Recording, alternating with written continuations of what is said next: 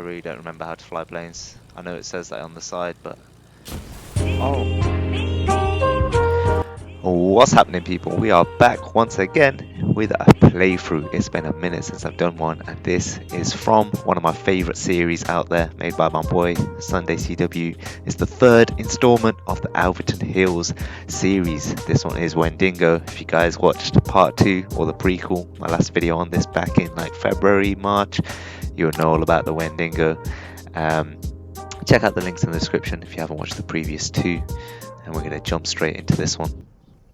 Support my stories. Yeah, definitely support SundayMan. He put so much time and effort into the narration, the storylines, and the maps themselves, the detailing on the maps. Look at this, he even made his own chest that fits in with the theme of this, on top of a in-game chest. The guy's insane.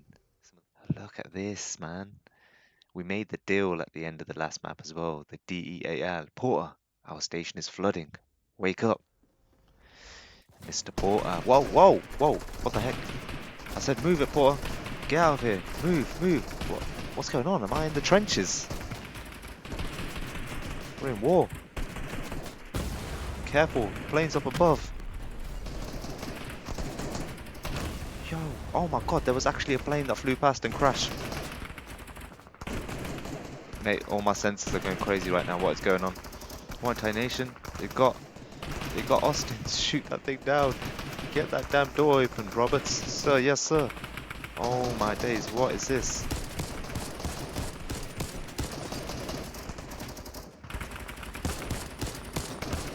I got it, everyone, through the door, quickly.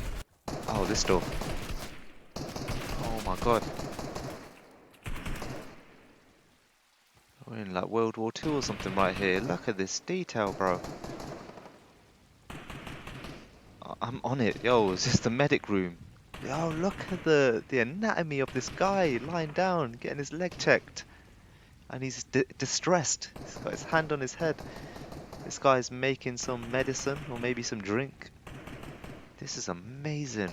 I didn't play Sunday's, I think it's called Mannequins map, where I guess he started the trials and testing of this stuff. This is absolutely insane. My echo, my shadow, and me.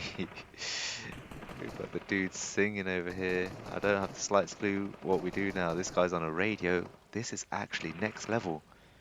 I just realised we're in first person as well, which wasn't a thing back in Alverton Hills 1 and 2. Anyway, unless you're holding your own leg or both of your hands are broken, you ought to be on your way. No room for the unarmed. Hope to God you're a good swimmer. Just take a deep breath and you'll be fine. Oh man, let's dive in. Oh, there we go. Where are we going to then? Why have we ended up in a war? Oh my god, we're actually losing health. Oh my god, give me the key. Poor guy. Open up. Oh my god, this is amazing. I've only been playing for like 20 seconds and I'm already in love with the map. Private, get upstairs and arm yourself on a turret. Show those dogs some real steel. Let's get on the turret. This is next level. Sunday, oh my god. You're the goat. Help me out here. I don't know how to arm those things. I'm just a pilot. I'll show you, bro. Get out of here. Where's the rest? One here with a shotgun for some reason. There's one behind there that I can't see, so I've gone over to this one. Boom. It's my war now. Alright, quick now. Through the crawl space. Phew, I really didn't think we'd get out of that. Thanks for the help. Where are we headed? Well, these tunnels were built to evacuate wounded soldiers, but by the looks of it, most of our exits collapsed, so I think it's just us right now. Listen, have you ever flown a plane before? No, never have. Why would you ask me that? Well, our orders for evacuating soldiers were to escort them back to our station in St. Petersburg, but with everything going on around us, I don't see this hangar standing for long. I would escort you, but I took a bullet to my arm, and I should head back for the others. How would I know how to get to a St. Petersburg, let alone fly a plane? If you'd like to stick around in this hellhole any longer, feel free. If you'd like to get home, radio in. It has a direct link with the station, so you needn't worry. about messing with it. They'll guide you back to Petersburg safely. My identity code is BAM. So be certain you call it out. Thank you for your help. I'll see what I can do. Good luck out there, Private. Till we meet again. This is so sick. I just remembered actually, I think at the oh my god, it's a proper bunker. At the end of the last map, it said that Mr. Porter needed to go back in time to when he first defeated the Wendigo. So is that why we're back in the military days? How do I fly a plane again? Oh my god. I think I've crashed. Oh god. I really don't remember how to fly planes. I know it says that on the side, but oh, whoa, what the heck? Last thing you remember was getting out the plane and flying off. Am I still alive? Why can't I move? I can't feel my legs, but I can feel something dragging me through the snow.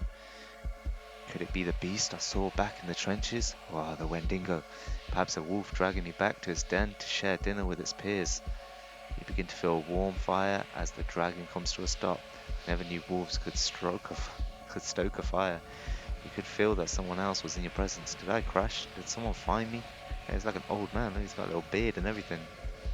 That's so sick. Unable to move, the stranger raises you on his back and begins to carry onward with ease. Whoa. Back in good old first person with this old stranger. This is so sick. Like, he's created the illusion that we're walking with him as well. He puts you down and begins to search for his keys through his pockets. So this is me. Like, I'm seeing myself. He's put me down. Oh, you rise up, leg attached to a chain on the wall, with an old stranger standing across from you. You try to remain calm. Who are you? The stranger points to a plate next to you. Eat up first. Oh my god, begin to eat. This is so crazy. The sight of food gave you an incredible feeling of hunger, as if you hadn't eaten in weeks. You begin to eat away, digging your fingers deep into a can of beans like an animal. You have a spoon, you know. He lets out an intense cough. You ignore the old man's advice, continue to eat rapidly. Aim at the stranger to continue chatting. Continue conversation. Where are we? On an island close to an abandoned asylum. Oh, Alverton Asylum. How did you get here? I haven't seen another person in over 40 years. That's impossible. I was flying a plane from Russia. I was in the war. I didn't find you next to no plane. I doubt you were anywhere near Russia. The stranger grows more suspicious of you by the second. What the heck's going on? I swear to you, all I can remember was boarding a plane, then nothing. I can't make any sense of this. Nobody has come here since my time at the asylum. I must have just landed here on accident. But you were in an asylum? Where is everyone else? I don't think you understand, kid. Only a select few people have ever been here. People don't just land here. What's your name? My name's Frank. And you? Nice to meet you, Frank. I'm Bruno. Wait, what's going on here? Is this actually Bruno from Alverton Hills? As you lay back down, a scream pierces your ears as you try to cover them. Are you okay, Frank? No. I keep picturing this thing I saw back at the trenches. A beast.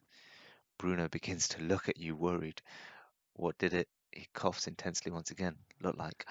It's hard to explain. It was very slender. Its head, the skull of a deer. I don't remember it well. The place was a chaos at the time. No, no, no, no! Bruno's vision blurs into a memory from over 40 years ago. Oh, damn. I can't believe we're seeing Bruno again. Hey, Bruno. We really need you. Need you. Thank God. You've still got your hammer. Come quick. But Bruno is supposed to be like a huge child, at least from an assumption. I love these people that he's made, man. Here, right here. We don't have a lot of time, Bruno. Please do your best to break the wall's mist destroying our lung. To break the wall, the mist destroying our lung. Yeah, Bruno's the strong boy, so I guess it is the Bruno that we know. There we go. Just gotta break it down with our pickaxe. Nearly done. I am Bruno. Oh man, we wouldn't have been able to bust through that wall if it weren't for you. Come, Ben. Ben told us about a place nearby. Supposedly one of the old janitors, Harper, never wanted to be around the asylum past dark and built his own home nearby. Oh man, it's freezing. He begins to cough, then follows it up by spitting out a strange purple goo. Is you okay? The constant reminder that someone or something had affected Bruno's intelligence when he was young would always bother Bruno, but he never suffered from any mental health conditions. No, he could think properly, mentally. He was actually quite intelligent. Oh, is this when he started talking in like third person then? But he was never able to voice it. During his time in what some people would call Alverton Hills Asylum, in fact, he couldn't even write properly. Yup, that's the one I knew. He had left notes behind the asylum, but he couldn't express himself in the right way. Deep down, Bruno was just like any student, really. Or, well, no one knew what they were, whether a prisoner, a patient, a student, for the disturbed. But to everyone, Bruno was the big, huggable guy that was just always tongue tied and just lacked any smarts. Oh, I'm just fine. Bruno, give me a moment. I was one of the few covering up the vents with cloth, so the crap really got into my system. Hope you get well, dude. No one really knows where that mist came from yet. Some people are saying it was Livingston. You know, right? Our history teacher, Livingston. It's all tying together. A lot of the students would gossip about his behavior. He would spend nights in the classroom where most people believed the mist came from. He would talk to himself as he walked the hallways, wouldn't really talk with anyone else aside from himself. None of the other staff there seemed to care. In fact, they let him continue to teach us. During a lesson, he would just stop talking, staring at his bookcases. Anyways, the way to the house is to your right. I just need to sit down for a moment. Yeah, and everyone's getting weak. Did you see that animal? What was that? It moved so fast, it must have been an animal. Did you see how big it was? Better keep our distance. Let's head to the cabin. Oh, it's not letting me check it out. Okay, house is to the right. Honestly, these people are next level. It's so sick. Oh, this is where we were when Bruno saved us. So back at his house, but in the past. Hey Bruno, try to stay quiet, as some of the students need to rest. Could you bring me those logs behind the door? Alice seemed to have been the only one of the group of the girls to find their way out. She was one of the few students you liked to spend time with. Logs behind the door. Pick up logs. Give logs. Thank you, Bruno. The flame is looking great. That's dope. The little touches. Although things would never have been the same for students who had escaped the asylum, Bruno and the group of survivors got by. The asylum had more than enough food stocked away to feed the students until their old age. Their only concern were the warnings of the teachers who would warn the students to never go outside the asylum. They would never tell the specifics, but everything had seemed fine. Of course, running errands was no easy task in the mist. Still, travel in the halls of asylum seemed to never fade away. Only a select few of students like Bruno and the others who were naturally resistant to the mist would make runs into the asylum to bring back food. You know, all in all, it wasn't too bad. All the people who fell victim to Alverton Hills Asylum seemed to have their spirits lifted after exiting, though through the walls of the building and into the wild, everyone seemed to get along just fine. But of course, all good things must come to an end. 5 months later, this is still Bruno's story. It was just the other day, ready to go for another run in the asylum for supplies, but as he looked around, no one else was sleeping. Had I woken up late? Were they outside? You got up to take a look. Yeah, they've just left their beds a mess as well. Look at the candles. It's a health and safety hazard. Oh my mother. Holy jeez. After that, all my speech impediments were gone. I was able to talk just fine, write just fine, but everyone had disappeared. I searched months for them. I miss them so much. I miss Alice. He takes off his hat and spaces out. Oh yeah, he's got no hat. How did you manage to escape, Bruno? Oh, I was still young, fit. I had managed to hit it with a rock and ran off. God knows, it didn't need me as well. He had enough food. Bruno slowly looks up at you, wide-eyed. What is it? I can hear it, Frank. He quickly gets up. Frank, quick! We need to get out of here. Wait, hold up, hold up. You still got my leg locked on a chain. Right. He shakes as he pulls out the key and unlocks the lock on your leg. It's getting close. Let's go. Where do we go? Let me go. I don't want to see that thing. Bruno quickly throws his backpack on and runs out. I don't want to see the Wendigo again. Listen to me, Frank. Take the rope down. I don't know any other way to escape the beast. It won't be able to fit through here. Can't we just fight it again? You peek into the wall and notice that you can't see the bottom. I don't have any of the strength I did back then. I can't run anymore. Frank, I'll be back to pull you up, I promise. You better be right, Bruno. You grab onto the rope and test its strength by pulling it hard. Okay. This should hold me. A loud scream of the beast can be heard through the trees. Quick, Frank, jump! Into a well? Oh god. Oh my days. Wait, the rope doesn't reach the pole. I need to let go. Oh, we're in the bottom of a well. Oh, nice. I can't see that well. I should pick up the torch. What is all this? It's like some sadistic ritual going on down here. A strong smell of gunpowder is coming from the crates. You slide the top open and reveal the box is filled with dynamite. You continue looking around, realizing there are crates everywhere filled with dynamite. They're so wet they could blow any minute. Oh jeez. Please don't do that while I'm here. Bruno, are you here? Your voice echoes through the tunnel. A familiar voice replies, yeah, Frank. I need help. I'm coming.